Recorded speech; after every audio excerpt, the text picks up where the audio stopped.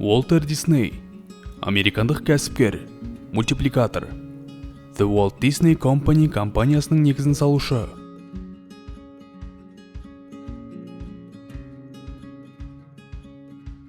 Уолт Дисней 1901 жылы 5 желтоқсанда ақш-тың Чикаго қаласында дүниеге келген.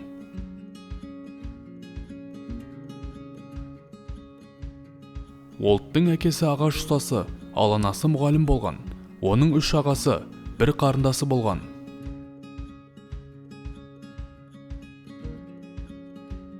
Уолт бала кезінен сурет салуға әуестенген. Отбасында қалам сатып алуға ақша болмаған соң, суреттерді үй қабырғасына смаламен салған.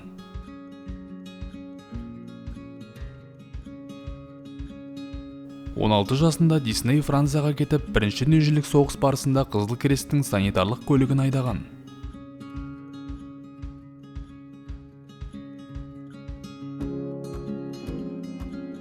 Уолттың алғашқы анимациялық студиясы Laugh Gram деп аталған. 1 жыл өтпей жатып студия банкротқа ұшыраған.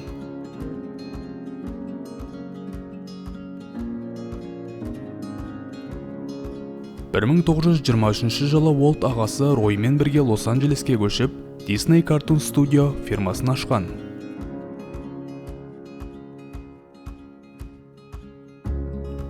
Мың 1925 жылы Уолтер өз студиясының хатшысы Лилианға үйленген.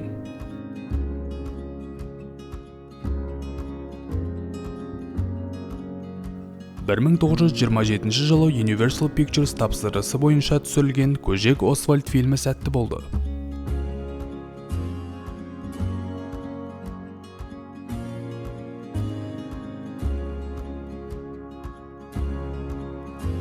Universal Pictures Освальдтың құқығын алып қойған соң, Up Iwerks Микки Маусты салған.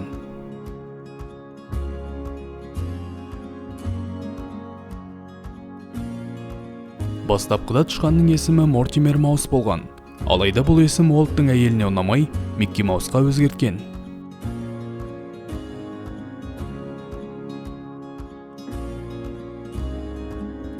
Уолт Микки Маустың даусын 19 жыл бойы өзі дыбыстаған.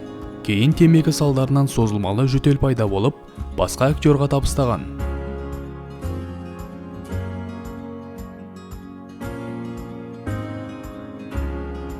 Мың 1937 жылы алғашқы түрлі түсті Белоснежка және Жеті гном мультфильмі жарық көрді. Дисней бұл жобаға студияның барлық қаражатын салды.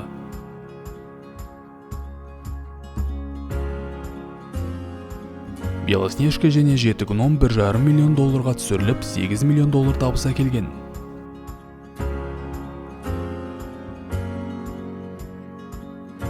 Мультфильм 8 Оскар алып келді. Жаңалық үшін 1 Оскар, анимация саласындағы жетістігі үшін 7 мини-Оскар табысталды.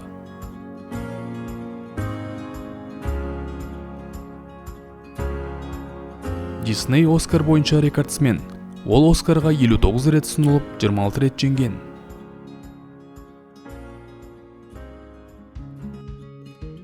Екінші дүниежүзілік соғысында Уолт Дисней ақш үкіметінің тапсырысы бойынша әскери оқулық және пропагандалық фильмдер түсірген.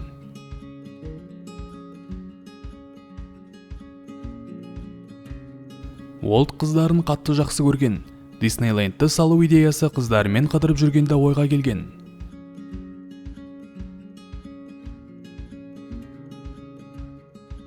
Диснейлендтің сәттілігіне көп адам күмәнмен қараған. Инвесторлар оның идеясынан 302 рет бас тартқан. Тіпті ағасы Рой да сенбеген.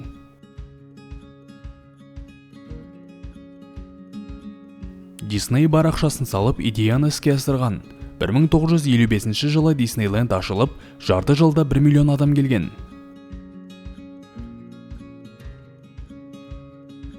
Уолт кедейлік пен қылмыс жоқ қала салғысы келген. 1964 жылы ол 14 000 гектар жер сатып алған. Алайда өмірден озып, арманын іске асыра алмаған.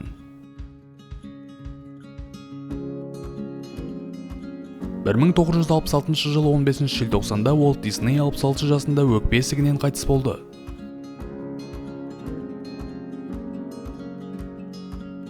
Уолт өзінің аспазы, әрі үй қызметшісі Тельма Ховардқа мейрам сайын компания акциясын сыйлап отырған. 1994 жылы Тельма қайтыс болар алдында оның акциялары $9 миллион тұрған.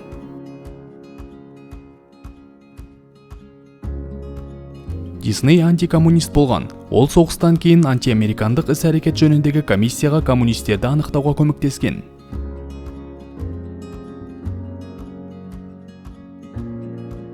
КСРО басшысы Никита Хрущев ақш-қа ресми сапары барысында Диснейлендке апаруды өтінген. Диснейленд оны қабылдаудан бас тартқан.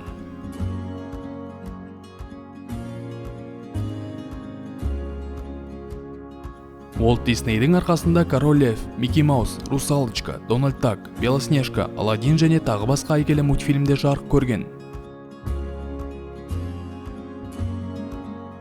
Достар, видео ұнаса лайк басып, пікір қалдырып, арнаға жазылуды ұмытпаңыздар.